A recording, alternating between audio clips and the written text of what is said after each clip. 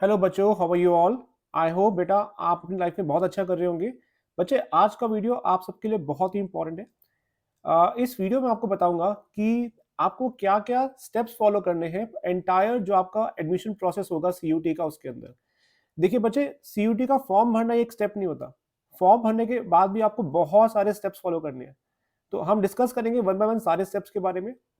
And I believe कि आपको ये जब इस वीडियो को पूरा देख लेंगे तो मुझे पूरा बिलीव है कि आपको इसके बाद शायद ही कोई डाउट बचेगा। तो इस वीडियो को बिल्कुल एंड तक देखना, क्योंकि अगर आप बीच में स्किप करोगे तो आई डोंट तो फिर हो सकता है आपको शायद इसका ज्यादा बेनिफिट ना मिले। तो आपको एंड तक देखना है ताकि आपको समझ में आ जाए कि मुझे क्या क्या स्टेप फॉलो करने हैं एग्जैक्टली, राइट। तो चलिए डिस्कस करते हैं वन बाय वन करके। देखिए बेटा, ये मैंने आपके सामने सीयूटी का फॉर्म ओपन किया है यूजी का। ठीक है, ये सीयूटी यूजी का फॉर्म है। ठीक है, और इसके अंदर देखो, अब आप जरा ध्यान से देखना स्टेप बाय स्टेप। सबसे पहला स्टेप जो अभी आप लोग कर ही रहे हैं, ये है फॉर्म फिलिंग का, राइट। फॉर्म फिलिंग का वीडियो मैंने प्रॉपर्ली बनाया हुआ है, आप उस वीडियो को चेक कर सकते हैं। जिन बच्चों ने फॉर्म नहीं भरा हुआ है, ठीक है, तो वो उस वीडियो को बहुत ध्यान से देखना।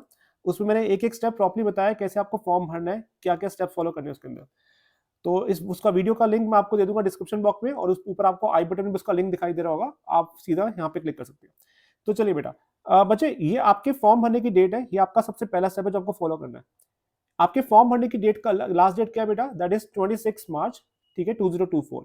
और 11:50 तक आप इस फॉर्म को भर सकते हैं। अब ये तो आपका सबसे पहला स्टेप हो गया। सेकेंड स्टेप में क्या करना होता है बेटा आपको, जैसे आपका फॉर्म भर जाएगा उसके बाद आपको, ठीक फॉर्म भरने के बाद बेटा आपको 2 दिन दिए जाएंगे, 28 मार्च एंड 29 मार्च, ये आपको दिया जाएगा टाइम। ये आपकी करेक्शन विंडो होगी। करेक्शन विंडो में क्या होता है कि मान लीजिए बेटा आप में से किसी ने अपने फॉर्म में कुछ गड़बड़ी कर दी, ठीक है, मतलब आपको लग रहा था कि अरे यार मुझे ये नहीं भरना चाहिए था, मुझे ये भरना चाहिए था, राइट। तो आपने बाय मिस्टेक उसको भर दिया। तो आप चाहें तो इसके अंदर उसमें करेक्शन कर सकते हैं। तो करेक्शन विंडो आपके लिए 28 to 29 मार्च को ओपन होगी। ठीक है, तो यानी जिस भी बच्चे को फॉर्म भरने के टाइम में उसने कोई भी गलती की है, उससे कुछ गलती हो गई है, तो आप ये करेक्शन विंडो के थ्रू उसको करेक्ट कर सकते हैं। ठीक है, ये आपके सामने 2 दिन होंगे, ये आपका सेकंड स्टेप हो गया बेटा। ठीक है, करेक्शन विंडो, ये ठीक ध्यान रखना। ठीक 26 मार्च के बाद 28 29 मार्च, ये 28 और 29 मार्च के लिए आपके ओपन होगी बेटा। और उसके बाद आप देखना, आपको बस सीधा जो आपको सीधा टाइम मिलेगा 1 मंथ का। 1 मंथ के बाद आपका नेक्स्ट स्टेप आएगा, वो है 30 अप्रैल को। 30 अप्रैल तक क्या होगा, ये अनाउंस हो जाएगा कि आपका जो एग्जाम सेंटर है वो कौन सी सिटी में पड़ रहा है। देखो बच्चे, आपको एडमिट कार्ड नहीं आने वाला, सिर्फ ये बताएंगे कि आपका एग्जाम सेंटर कौन सी सिटी में है। जैसे मान लीजिए जब आपने फॉर्म भरा होगा तो आपको पता होगा कि आपने फॉर्म भरने के टाइम पे बहुत सारे अपने मेंशन किया होगा कि आपकी प्रेफरेंस क्या है, कि आप कहाँ पे एग्जाम देना चाहते हैं। तो आपके सामने 2 या 3 प्रेफरेंस आई होंगी, राइट। जैसे मान लीजिए किसी ने भरा दिल्ली, ये उसकी फर्स्ट प्रेफरेंस थी। सेकंड मान लो उसकी प्रेफरेंस थी लेट से नोएडा, ठीक है, जो दिल्ली के नियर बाय है, राइट। या जो उसने थर्ड प्रेफरेंस दी मान लो आगरा। ठीक है, तो बेटा जो भी आपने प्रेफरेंस भरी है उसके अकॉर्डिंग ये क्या डिसाइड करेंगे कि आपका सेंटर कहाँ पड़ा है। और फिर वो आपको सिटी ऑफ इंटीमेशन दे देंगे कि आपका एग्जाम इस सिटी में होने वाला है। ये आपको 30 अप्रैल तक वो लोग बता देंगे, ऑनवर्ड वो बताना शुरू कर देंगे। ठीक है, तो ऑनवर्ड वो बताना शुरू कर देंगे कि आपका कौन सिटी में पड़ा है। लेकिन हाँ, आपका एडमिट कार्ड अभी नहीं आएगा। ठीक है, एडमिट कार्ड के लिए देखो यहाँ पे स्पेसिफाई किया हुआ है कि सेकेंड वीक ऑफ मई से आपके एडमिट कार्ड आना शुरू हो जाएंगे। क्यों, देखो बेटा, आपका एग्जाम जो है 15 मई से 31 मई के बीच में है। अब जरूरी तो नहीं है कि हर किसी का एग्जाम 15 को, किसी का एग्जाम 17 को भी हो सकता है, किसी का 20 को भी हो सकता है, लेकिन हाँ ये क्लियर है कि 15 से 31 मई के बीच में आपके एग्जाम की ड्यूरेशन होगी, राइट। तो होगा क्या, जैसे मान लीजिए यूजुअली होता क्या है, जो पिछले 2 ईयर से फॉलो हो रहा है सीयूटी के अंदर, होता ये है, जैसे मान लो सपोज करो अब इन्होंने आपको डेट दिया कि 15 से 31 के बीच में आपका एग्जाम है। मान लीजिए आपका एग्जाम 20 को है, तो होगा क्या, आपके एग्जाम से अप्रोक्सीमेटली क्या होता है 5 to 7 डेज पहले आपका एडमिट कार्ड वो लोग लॉन्च कर देते हैं। यानी अगर आपका एग्जाम 20 को है बेटा, तो आपका जो एडमिट कार्ड है वो आप मान लीजिए 14 या 15 को आ जाएगा। लेकिन मान लीजिए कि आपका एग्जाम जो है 20 का ना हो गया, आपका एग्जाम जो है 15 को है। ठीक है, क्योंकि शुरुआत कब से हो रही है एग्जाम की, 15 से 31 के बीच में हो रही है, राइट। ठीक है, तो मान लीजिए अगर आपका एग्जाम 15 को है, तो फिर आपका एडमिट कार्ड मोस्ट प्रॉब्ली 10 तक आ जाएगा। लेकिन हाँ, आपका एग्जाम सेंटर आपको बहुत पहले पता चल जाएगा, वो आपका सीधा आपका, आप ये मान के चलिएगा आपका मई के फर्स्ट वीक, बोला कि 30 अप्रैल से हम शुरू कर देंगे बताना। तो मोस्ट प्रॉब्ली आप मान के चलना कि अप्रैल के फर्स्ट वीक तक आपको मालूम चल जाएगा कि आपका एग्जाम कौन सी सिटी में पड़ा हुआ, राइट। लेकिन एडमिट कार्ड जिसका भी जो सी डेट होगी एग्जाम की उससे जस्ट 1 वीक पहले ही आपको मिलेगा, मोस्ट प्रॉब्ली 5 to 7 डेज का टाइम होता है, ठीक है, आमतौर पर तभी मिल जाता है आपको वो चीज, ठीक है। तो ये आपका हो गया एडमिट कार्ड का प्रोसेस, ठीक है। अब इसके बाद क्या होगा, आप देखो ध्यान से, यानी 31 मई तक ये आपका एग्जाम ड्यूरेशन पूरा हो जाएगा। लेकिन हाँ, ये हम क्योंकि हम सब जानते हैं कि अभी इलेक्शंस आने वाले हैं लोकसभा के, तो बेटा जैसा कि हम सब जानते हैं कि लोकसभा के इलेक्शन जो कि आने वाले हैं, तो हो सकता है कि आपके एग्जाम की डेट शायद आगे पीछे हो सकती है। अभी कुछ भी श्योर नहीं है, इसलिए सीयूटी ने जो डेट दी है ये टेंटेटिव डेट्स है, ठीक है। अगर सब कुछ सही से रहा तो एग्जाम आपका इसी ड्यूरेशन के बीच में हो जाएगा, अदरवाइज हो सकता है कि शायद थोड़ा सा डिले भी हो जाए, बट अभी कुछ नहीं कह सकते उसके बारे में, ठीक है। तो these are just tentative dates, right. लेकिन आपको ये मान के चलना है कि आपका एग्जाम फिलहाल इसी टाइम के बीच में हो रहा है, तो आपको अपनी तैयारी उस हिसाब से रखनी है। तो चलिए, अब बेटा जैसे ही आपका एग्जाम हो जाएगा तो अब देखो होगा क्या।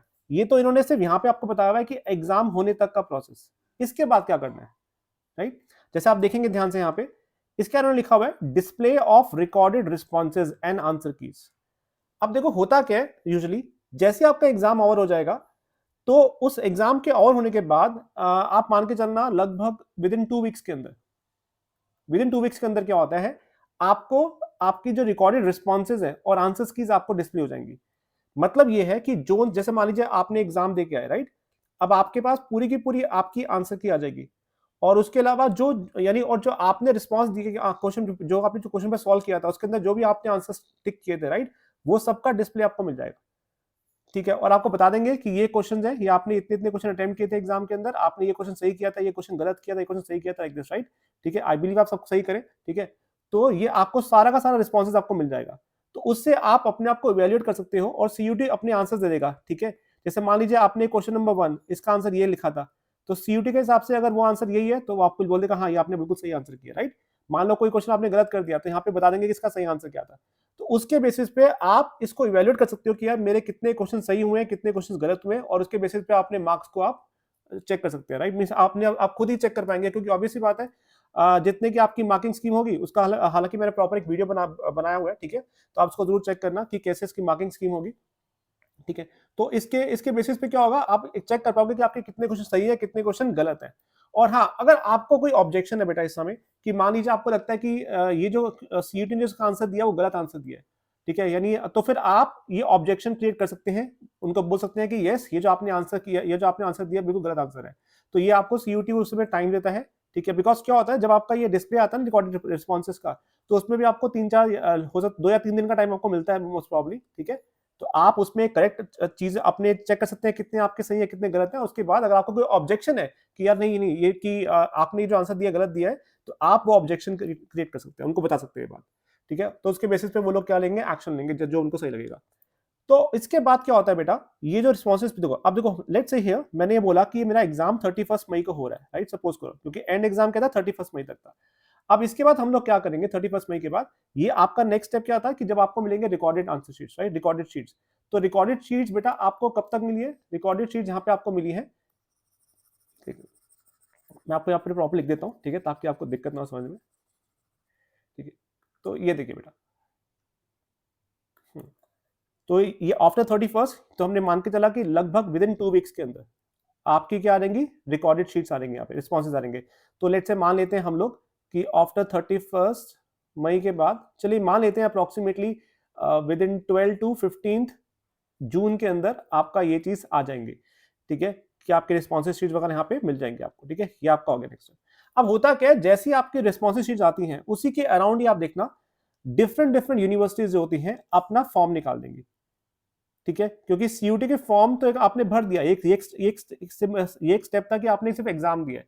लेकिन अब क्या होगा, आपको जोन जो यूनिवर्सिटीज में अप्लाई करना है, जितने भी यूनिवर्सिटीज के अंदर होंगी वो अपनी सारी जितनी भी यूनिवर्सिटीज होती है वो इस समय अपना फॉर्म निकालना शुरू कर देती है। चाहे आपकी दिल्ली यूनिवर्सिटी हो, इलाहाबाद यूनिवर्सिटी हो, जेएनयू हो, या कोई भी यूनिवर्सिटी हो, राइट, वो यूजुअली अब अपना फॉर्म निकालना शुरू कर देंगे, ठीक है, जिसको सीएसीएस फॉर्म बोलते हैं मोस्ट प्रॉब्ली, ठीक है। अब होता क्या है, ये जब फॉर्म निकालते हैं, इस फॉर्म के अंदर ये आपसे इंफॉर्मेशन फिल करवाएंगे फिर से, ठीक है। तो सबसे पहले जब फॉर्म ओपन होगा तो आपको बोलेंगे अपनी इंफॉर्मेशन पूरी फिल कीजिए फिर से, राइट। तो जो भी आपकी डिटेल्स होंगी, बेसिक डिटेल्स, ठीक है, आपका एड्रेस क्या है, आपका जो भी आपकी बेसिक डिटेल्स है आपको सारी इसमें फिल करनी है। इन डिटेल्स के अलावा जो भी आपके सर्टिफिकेट्स थे, जैसा कि आप जानते हो कि इस बार सर्टिफिकेट्स में अगर आपने सर्टिफिकेट नहीं भरा है इस फॉर्म के अंदर तो भी कोई प्रॉब्लम नहीं है, लेकिन हाँ अभी आपको फिर सर्टिफिकेट देना पड़ेगा बेटा, ठीक है, यानी आपको सर्टिफिकेट उस यूनिवर्सिटी के फॉर्म में जरूर भरना है जिस यूनिवर्सिटी में आप अप्लाई करना चाहते हैं। आपने सीयूटी में सर्टिफिकेट भरा है नहीं भरा, इट डजंट मैटर, राइट। ठीक है, बट सर्टिफिकेट मतलब जिनका एससी एसटी हो गया, ओबीसी हो गया, मैं उन सर्टिफिकेट की बात कर रहा हूँ। तो अगर आपने सर्टिफिकेट भरा है फॉर्म भरने के टाइम पे तो कोई दिक्कत नहीं, नहीं भरा तब भी कोई प्रॉब्लम नहीं बेटा। लेकिन हाँ, जब आप यूनिवर्सिटी में अप्लाई करेंगे, जब फॉर्म आएंगे यूनिवर्सिटी के, तो तब आपको वो सर्टिफिकेट अप्लाई करना ही पड़ेगा, that is mandatory for you बेटा। ठीक है, तो ये हो गया सबसे पहला स्टेज, ये जो यूनिवर्सिटी के फॉर्म का होता है। तो हम ये मान लेते हैं कि यूनिवर्सिटी ने फॉर्म निकाला और उन्होंने आपको कुछ टाइम दे दिया इसके लिए, राइट, कि आप अपने बेसिक इन्फॉर्मेशन भर दीजिए। ये इनका फर्स्ट स्टेप होता है। सेकंड स्टेप में क्या बोलते हैं कि आप अपनी प्रेफरेंस भरिए। सेकंड स्टेप फर्स्ट स्टेप के कुछ दिन बाद शुरू होता है। तो आपको वो अपनी प्रेफरेंस पूछेंगे कि प्रेफरेंस मतलब कि आपको कौन सा कोर्स में अप्लाई करना था, राइट, कि आप जैसे मान लो ये applying for Delhi university, right, तो आपको बोलेंगे कि बताइए डीयू में आपकी प्रेफरेंस क्या है। तो मान लीजिए मैंने बोला कि मुझे डीयू में बीए करना है, लेट से हंसराज कॉलेज से, ठीक है, तो मैंने लिख दिया। फिर मेरे सेकंड प्रेफरेंस क्या, मुझे बीए यहाँ नहीं मिलता तो आप मुझे बीएससी का कोर्स दे दीजिए, सपोज करो, लेट से मिरांडा कॉलेज से, समथिंग लाइक दिस, राइट। तो लेट से नहीं तो अगर मुझे ये नहीं मिलता तो मुझे बीकॉम दे दो। ये आपकी प्रेफरेंस सेट होगी बेटा, हमेशा आपकी प्रेफरेंस के अकॉर्डिंग ही आपको कोर्स अलॉट होगा।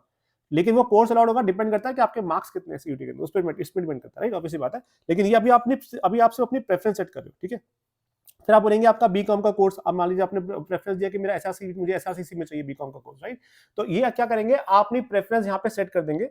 उस प्रेफरेंस के बेसिस पे क्या होगा, आपके सीधा मार्क्स वगैरह वो आपको वहीं पे आप देखना, मैं आपको दिखाऊंगा एक बार फॉर्म प्रॉपर, ठीक है। जैसे इनकी फॉर्म आने की मैं आपको डिस्प्ले करूंगा प्रॉपर कि इसके अंदर क्या क्या रिक्वायरमेंट है, क्या करते हैं वो लोग, ठीक है। तो उसमें होगा क्या, आपको प्रेफरेंस सेट करनी है, उस प्रेफरेंस के बेसिस पे क्या होगा, वो नीचे आप ऑटोमेटिकली क्या होगा, आपके मार्क्स अपने आप आ जाएंगे और ये समझ में आ जाएगा कि आप इसमें एप्लीकेबल है कि नहीं, एलिजिबल है कि नहीं इसके अंदर, राइट। ठीक है, अब मान लो आपके मार्क्स ही इतने कम आए हैं, ठीक है, तो और आप मांग रहे हैं कि मुझे एसआरसीसी में बीकॉम का इकोनॉमिक्स ऑनर्स करना है, तो बेटा ऑब्वियस बात है, फिर वो तो नहीं मिल सकता आपको, है ना। भले आपने प्रेफरेंस दी हो तो क्या हुआ, बट डिपेंड्स ना कि आपके मार्क्स कितने उसमें। क्योंकि हम सब जानते हैं कि जितने भी टॉप कॉलेज होते हैं स्पेशली दिल्ली यूनिवर्सिटी के अंदर, वो उनकी पहली कट ऑफ के अंदर ही मोस्टली सारे सीट्स भर जाते हैं, ठीक है। तो चलिए, आई होप कि आपको सिलेक्शन मिल जाए जो भी आप चाहते हैं, डेफिनेटली। तो ठीक है बेटा, ये आपके हो गए इस फॉर्म के 2 स्टेप्स हो गए। तो अभी तक जो हमने देखा उसको हम फिर से एक बार देखा, रिकैप करते हैं फटाफट से, ठीक है, ताकि आपको सारा समझ में आ जाए अच्छे से। तो देख बच्चे, सबसे पहले हमने क्या किया था बेटा इसके अंदर, तो हमने सबसे पहले बच्चा, तो let's say here 1 second, 1 second. तो चलिए, अभी तक हमने क्या क्या देखा एक बार उसके क्विक रिकैप कर लेते हैं फटाफट से। तो यानी आपका सबसे पहली चीज क्या थी कि you have to fill the form, right. CUT form आप भर रहे थे और उसकी फॉर्म भरने की बेटा आपका क्या डेट था इसके अंदर बच्चे, आपका इसमें डेट है 26 मार्च तक, ये आपका फर्स्ट था। सेकंड में क्या मिलेगा आपको, करेक्शन विंडो मिलेगी, राइट, कि आपने अगर कोई गलती की है तो आप उसको करेक्ट कर सकते हैं, वो है 29 मार्च तक, राइट, ऐसा होगा।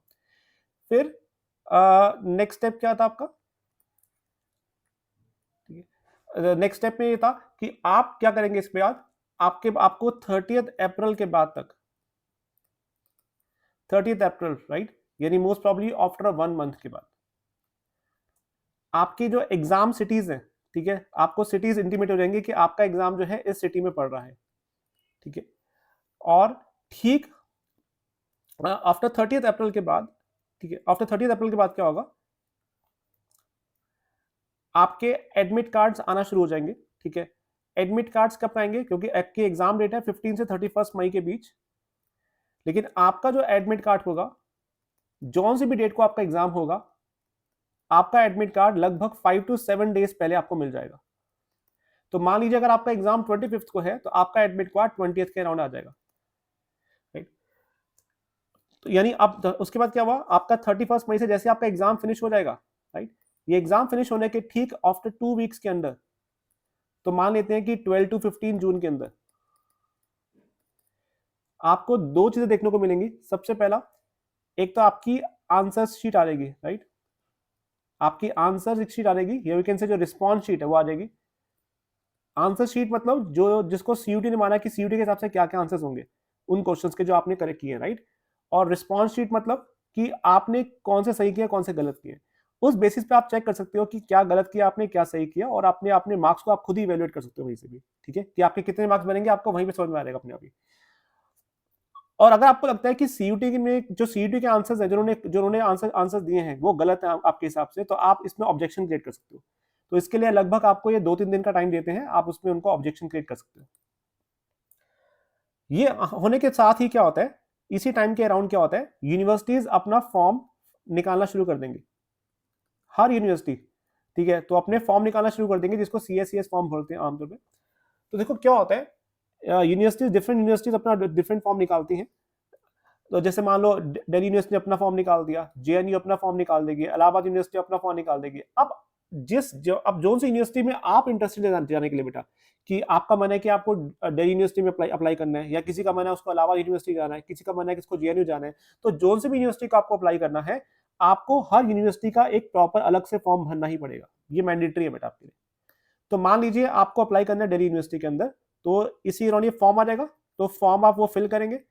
उस फॉर्म के अंदर ये आपको 2 स्टेजेस में आपसे फॉर्म भरवाएंगे, 2 स्टेजेस के अंदर, ठीक है। तो पहला फॉर्म के पहले वाले स्टेज में क्या होगा, ये आपसे आपकी मांगेंगे बेसिक इन्फॉर्मेशन, ठीक है, मतलब बेसिक इन्फॉर्मेशन मतलब आपका एड्रेस वगैरह हो गया, कि आपके फादर का नाम, जितना भी आपका डिटेल्स है, फैमिली डिटेल्स हो गया, आपकी पर्सनल डिटेल्स हो गई, सब कुछ आपसे मांगेंगे, राइट, उसके अंदर, ठीक है। और आपकी जो मार्कशीट वगैरह होंगी वो सब इसमें मांग लेंगे, आपके 12th के मार्क्स जितने भी सब इसमें दोबारा आपको फिर से फिल करना ही पड़ेगा। भले ही आपने CET में फिल किया, लेकिन आपको यहाँ पे दोबारा फिल करना पड़ेगा, there is you have to do this. और हाँ, उसके अलावा जो आपकी कास्ट सर्टिफिकेट होते हैं, मान लीजिए अगर आप OBC से बिलोंग करते हैं, आप EWS कैटेगरी से हैं, आप SC ST से हैं, तो आपको अपना कास्ट सर्टिफिकेट भी बेटा यहाँ पे अप्लाई करना पड़ेगा।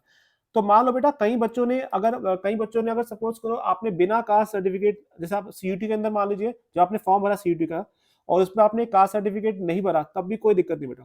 लेकिन हाँ, अभी आपको भरना पड़ेगा, क्योंकि जिस यूनिवर्सिटी में अप्लाई कर रहे हैं वहां पे कास्ट सर्टिफिकेट देना मैंडेटरी आपके लिए। भले ही आपने CUT के फॉर्म भरने के टाइम पे दिया ना दिया, डजंट मैटर, ठीक है, दिया हो तब भी ठीक है, नहीं दिया तब भी नहीं, ठीक है, कोई इसमें कोई ऐसा ऑब्जेक्शन नहीं है। लेकिन हाँ, जब आप यूनिवर्सिटी में अप्लाई करेंगे, this is mandatory for you, और ये आपको भरना ही भरना है, ठीक है, at any cost you have to do this, right. ये आपका फर्स्ट स्टेज होगा भरवाने का, जो आपकी बेसिक इन्फॉर्मेशन है। सेकंड स्टेज में क्या करेंगे, फर्स्ट स्टेज के बाद आपको ना ये लोग कुछ टाइम देते हैं, उस टाइम के बाद क्या होगा, आपका सेकंड स्टेज बोलेंगे भरने के लिए, वो आपकी होगी बेसिक प्रेफरेंस की डेट। बेसिक प्रेफरेंस भरनी है आपको। बेसिक प्रेफरेंस मतलब, जैसे मान लीजिए अब आप चाहते हो कि मेरी प्रेफरेंस है कि मेरे को BA करनी है, लेट्स से हंसराज कॉलेज से, राइट, जो दिल्ली यूनिवर्सिटी का है, ठीक है, और मेरी सेकंड प्रेफरेंस क्या, दिल्ली यूनिवर्सिटी के अंदर मुझे BCom करनी है SRCC से। तो ऐसे आप अपनी प्रेफरेंस भरते जाओगे, क्या भरते जाओगे, प्रेफरेंस भरते जाओगे बेटा, ठीक है। और तो हम ये मान के चल रहे हैं कि लगभग ये ठीक है, ये प्रोसेस जो है आपका 15 जून से लेके विद इन 30 जून तक आपका हो जाएगा। और 30 जून को एज पर द एस्टिमेटेड जो इन्होंने कैलेंडर जारी किया CUT ने, उनके हिसाब से वो लोग रिजल्ट को डिक्लेयर कर देंगे, ठीक है, रिजल्ट को डिक्लेयर कर देंगे। लेकिन ये सब बेटा टेंटेटिव डेट्स है, हो सकता है आपका एग्जाम शायद पोस्टपोन भी हो सकता है, क्योंकि ड्यू टू लोकसभा इलेक्शन अभी, लेकिन अभी हम कुछ नहीं बोल सकते। तो CUT ने खुद भी बोला कि डेट्स क्या टेंटेटिव है, तो उन्होंने बोला कि दे इट मे चेंज, लेकिन श्योर नहीं है वो लोग अभी, राइट। तो आपको ये मान के चलना है कि आपका एग्जाम जब तक वो श्योर नहीं, जब तक कुछ पक्का नहीं हो सकता, आपको ये मान के चलना है कि आपका एग्जाम इसी बीच में ही होगा, तो आपको उसी हिसाब से बेटा तैयारी करनी है, ठीक है। और प्लीज बेटा अपनी तैयारी शुरू कर दीजिए, और बहुत हार्ड वर्क की नीड है। अगर आपका ड्रीम है बहुत अच्छे कॉलेज में जाना, you have to work very very hard. यकीन मानिए, जो इसकी कट ऑफ जाती हैं बहुत हाई जाती है बेटा कट ऑफ, राइट। तो मैं आपको वो एक स्पेशल कट ऑफ के ऊपर अलग से वीडियो भी आएगी, ठीक है, तो आपको उसमें समझ में आएगा कि हाँ मुझे कितनी मार्क्स की नीड पड़ेगी एडमिशन लेने के लिए एक्चुअली में, ठीक है। तो चलिए बेटा, तो 30 जून के आसपास तक आपका रिजल्ट आ जाएगा।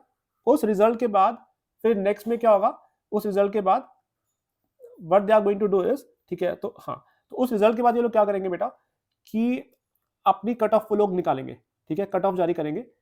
तो कट ऑफ में बहुत सारी लिस्ट आती है, first list, second list, then third list. First list में मोस्टली आप यकीन माना जितने भी फेमस कॉलेज होते हैं जिनकी डिमांड बहुत ज्यादा होती है, जैसे कि मैं बात करूं दिल्ली यूनिवर्सिटी की, तो उसमें SRCC हो गया, जितने फेमस कॉलेज है, हिंदू कॉलेज, तो आमतौर पे आप देखना उसमें फर्स्ट लिस्ट में ही उनकी मैक्सिमम सीट भर जाती है, मैक्सिमम भर जाती है, ठीक है। और फिर उसके बाद सेकंड लिस्ट में आएगा, फिर थर्ड लिस्ट, ऐसे वो लिस्ट निकालते रहेंगे। तो जिस भी लिस्ट में आपका जो भी नंबर आएगा, ठीक है, उसके बेसिस पे वो लोग आप उनकी उस फॉर्म जो आपने फॉर्म भरा था उस यूनिवर्सिटी का, वहां पे सीधा आप आ जाएगा जहां जिस भी कोर्स के लिए आप एलिजिबल होंगे। अब वो डिपेंड करता है किस पे, कि आपके मार्क्स कितने हैं उस CUT के पेपर में, ठीक है। जैसे मान लीजिए आपने पेपर दिया 800 नंबर का CUT में, राइट, सपोज कीजिए, तो आपके 800 में से मान लीजिए आपके 780 मार्क्स आ गए। तो उस 780 मार्क्स के बेसिस पे जोन सी आपने कोर्स में प्रेफरेंस भर रखी थी, आपने भरा था कि मुझे BA करनी है हंसराज कॉलेज से, मुझे BCom करनी है वहां से SRCC से, राइट, अगर आपका मार्क्स उस कट ऑफ की रेंज में आ गया तो आपको एडमिशन मिल जाएगा। तो सीधा आपके वो उनकी वेबसाइट में आ जाएगा कि हाँ you are eligible for this course. क्यों? क्योंकि आपके मार्क्स उस रेंज में आ चुके हैं। होता क्या है ना, जब आपके वो मार्क्स निकालते हैं तो बेसिकली उसके अंदर दो चीजें आती है। एक आती है परसेंटाइल, एक होती है आपकी मार्क्स। तो अल्टीमेटली वैल्यू होती है आपकी, इंपॉर्टेंट चीज क्या, आपके मार्क्स होते हैं। परसेंटाइल से इतना इंपॉर्टेंट नहीं है। क्यों? देखो परसेंटाइल क्या होता है। परसेंटाइल यहाँ, क्योंकि यहाँ पे परसेंटेज नहीं है, परसेंटाइल है बेटा।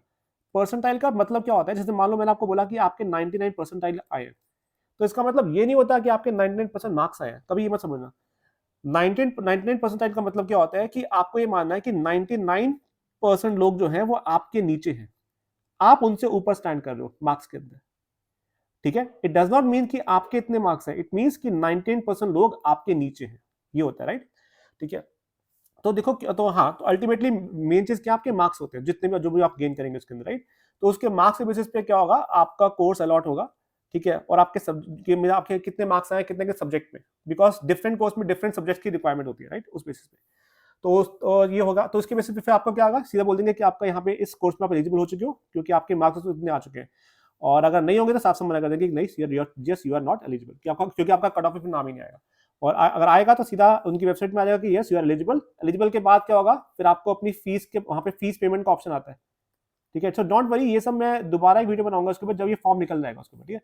फिर आपको यहाँ पे फीस पेमेंट करनी पड़ेगी, और फीस पेमेंट के बाद आपको सीधा आप डायरेक्टली वहाँ का उसका प्रिंट आउट लेके then directly you can join that college, right?